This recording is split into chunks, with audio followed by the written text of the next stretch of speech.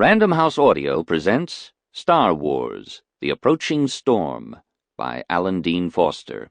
Read for you by Alexander Adams.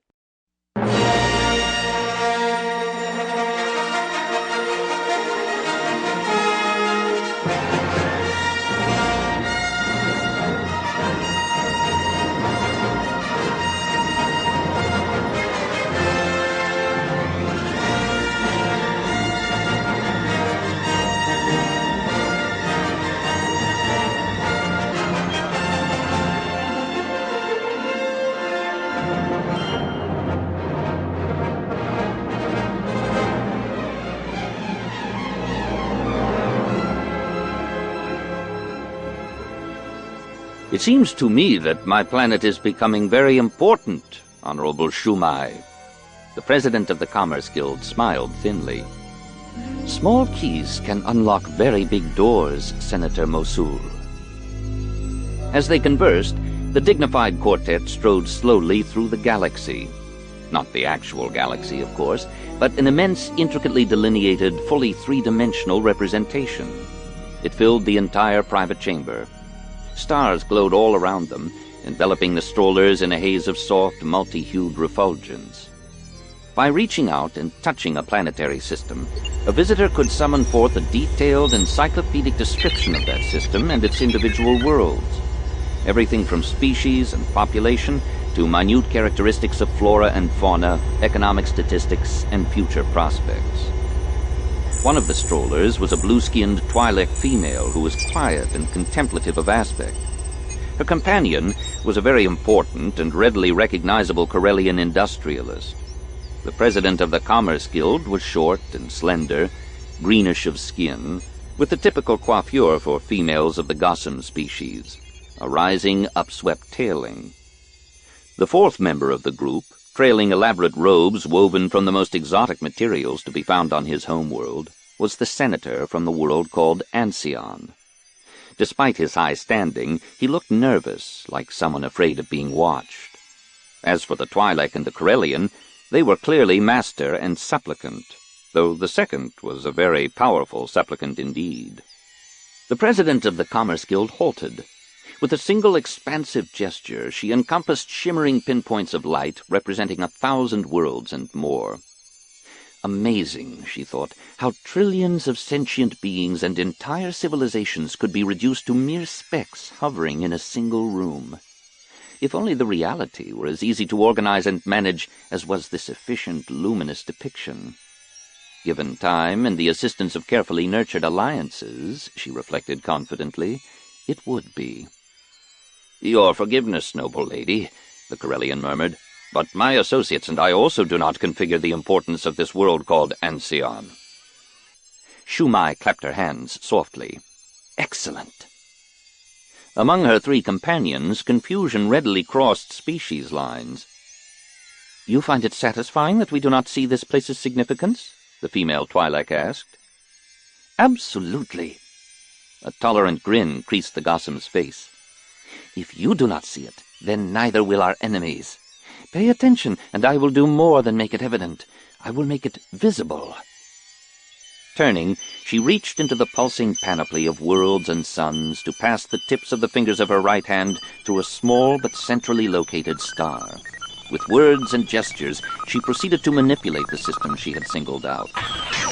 In response to her actions, a trio of laser-bright blue lines appeared, linking the first system to three others. The Malarian Alliance. On the face of it, one of hundreds of such casual alliances. Her slim, deft fingers moved again. Yellow lines appeared, tying the first star to 6 additional systems. Kaitumite Mutual Military Treaty. Never invoked, but still in force. Her smile widened. She was enjoying herself. "Now, observe this." Her hands proceeded to play with the surrounding galographics like a musician strumming an expensive quintolium. When at last Shumai finished, her three companions eyed her triumphant handiwork in silence. The 4 visitors were enclosed by a web of lines, straight and uncompromising, blue, yellow, gold, crimson, all the colors of the spectrum. Perhaps even, some dared to think, the colors of an empire. And at the nexus of this web of intensely bright, unwavering lines that represented outstanding treaties and alliances, pacts and planetary partnerships, lay a single, suddenly far less insignificant world. Ansion. With a wave of one hand and a dismissive word from Shumai's lips, the elaborate network faded. It would not do to have someone not privy to the machinations of the group walk in unannounced and see what was being discussed. Awkward questions might ensue. Who would have suspected that a world such as this could lie at the center of so many interlocking treaties? The blue-skinned female was suitably impressed. Precisely the point. Shumai inclined her head slightly in the female's direction. There are other worlds that occupy comparable positions of strategic importance. Worlds more heavily populated, thoroughly industrialized, and frequently mentioned as important players when the current unsettled state of affairs within the Republic is being discussed. In contrast, no one thinks to bring up Ansion. That is the beauty of it. Steepling her fingers, she glanced significantly at Senator Mosul. If we can get the Ansionians to commit to pulling out of the Republic, no one will really care. But because of their alliances, their withdrawal should be enough to sway their already vacillating partners in both the Malarian Alliance and the Kaitomite Treaty to follow. You saw how many other systems are tied in turn to both of those pacts. The effect will be as of an avalanche, starting small, growing fast, and accelerating of its own accord.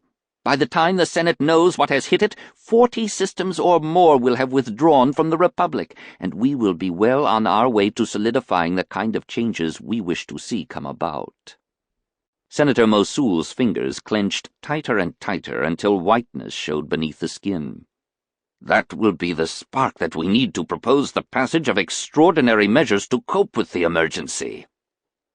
The Corellian industrialist was all but dancing with excitement. It's wonderfully cunning, this plan you've devised. I know that the interests I represent will agree to send a force to Ansion immediately, to compel the inhabitants to withdraw from the Republic. For an instant, Senator Mosul looked alarmed. Which is exactly what we do not want them to do, Shumai countered sternly. As I seem to recall, the Trade Federation already tried something similar elsewhere. The results were, shall we say, somewhat less than triumphant. Yes, well, the Corellian coughed uncomfortably into one hand. There were unforeseen complications.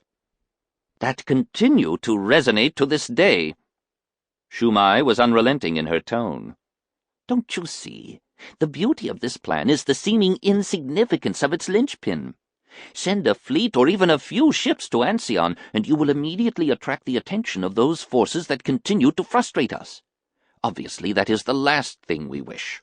We want the Ansionian withdrawal to appear wholly natural, the result of internal decisions reached in the absence of external influences. She smiled benignly at Mosul. Will it be? The Twi'lek asked pointedly. Shumai eyed her approvingly. She would be useful, she knew, as would the others she had involved, if they could keep their wits about them. It was Senator Mosul's turn to respond. Like so many peoples, the Ansionians are divided as to whether they should remain within the Republic or step outside the corruption and sleaze that permeate it. Rest assured that there are among its citizens those who are sympathetic to our cause. I have taken care and expended considerable political capital to ensure that these elements are appropriately encouraged. How long? The deceptively soft-voiced Twi'lek wanted to know. Before Ansion decides? The senator looked thoughtful. Assuming the internal divisions continue to widen, I would expect a formal vote on whether to withdraw from the Republic within half a standard year. The president of the Commerce Guild nodded approvingly. At which point we can look on with satisfaction as those who have been traditionally allied to Ansion follow suit, and those allied to the Allies fall in turn. Surely, as children, all of you played with blocks? There is invariably one key block near the bottom that, if removed, will cause the entire structure to collapse. Ansion is that key. Remove that one block, and the rest of these systems will crumble. Her thoughts, as well as her gaze, seemed... Sample complete. Ready to continue?